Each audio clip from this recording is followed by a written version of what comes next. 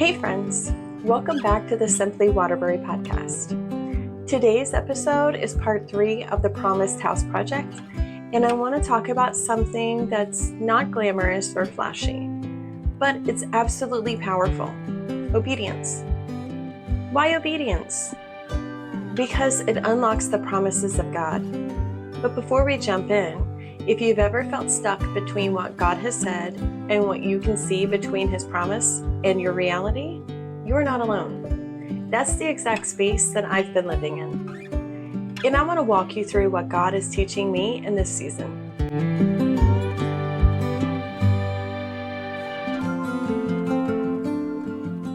Let's go back about 2.5 years. I was frustrated, exhausted even. I felt this deep calling to write. Not just novels, which I had worked on for years, but to also pour into women like you. Women who love God, love their families, and want a home filled with peace. But I had no idea how I was supposed to make that happen. Then one day, as I was walking out of work, debating all of this in my head, I felt like God gave me a timeline to something I wanted more than anything at the time. That at 40, I could walk away from a 9-to-5 and work for myself through my writing. That I could leave the school system and step fully into the work that He was calling me to do. Work that would bear fruit for the kingdom, not just earn a paycheck. And in that moment, I was like, okay, challenge accepted. But instead of asking Him what that road looked like, I started mapping out my own plan. I thought, okay, I'll grow Simply Waterbury into a business. I'll build up Writerbury and share what I know about writing and blogging. And then my husband and I had a travel business that we had planned out that focused on Disney.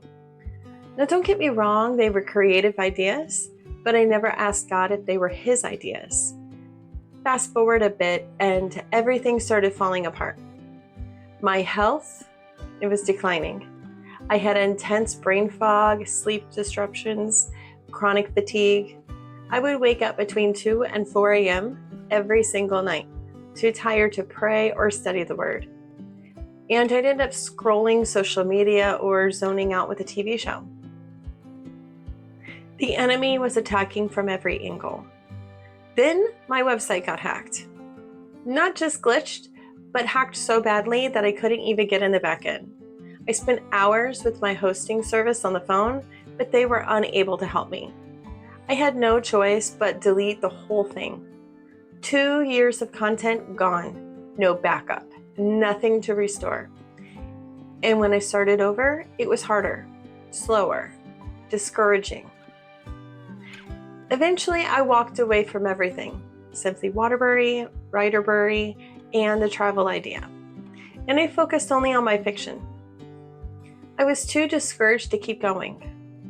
Occasionally, I'd create some content or resources for Simply Waterbury, but a lot of that went unfinished.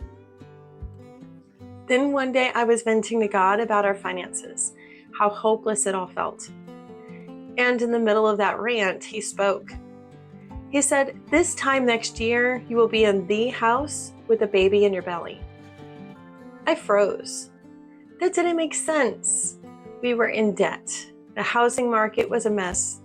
But when I asked Him how that could even happen, He gave me a single instruction: prepare the house to list in January. And I had peace. Not one step of obedience was enough to reignite my faith. But then something else happened. As I went about my morning cleaning up after my daughter, He reminded me of something that I had created back in November and December: the Simply Shielded prayer system. It wasn't just an idea, it was an assignment. He wanted me to finish it, use it, and share it. That's when I realized obedience wasn't just about decluttering my house or building this website again. It was about surrendering the whole plan, listening when He speaks, and trusting when He is quiet, and acting when He is quiet and I don't even see the whole picture. Since then, God has been guiding me to create podcasts and to open my life as a testimony as to what He can do when we say yes. So here's the core of today's message. God's promises are real, but the bridge between His Word and your breakthrough is filled with obedience. Sometimes it's dramatic, but most of the time it's simple. It's daily, it's hard. It's letting go of your plan and doing the thing that no one sees. It's showing up with your Bible when you'd rather binge Netflix. It's cleaning out your garage because He told you to get ready. It's launching that product, starting that blog, saying yes to that scary assignment. And for some of you, it's realizing that God has a calling on your life, whether you've known it all along or you're just now sensing that there's more. You might feel unsure what that calling is, or maybe you're afraid to even ask. So how do you pray over your calling if you're not even sure what it is? How do you identify it, confirm it, and begin to walk in it? Start by being real with God, like He's in the room. Ask Him to show you what He created you to do.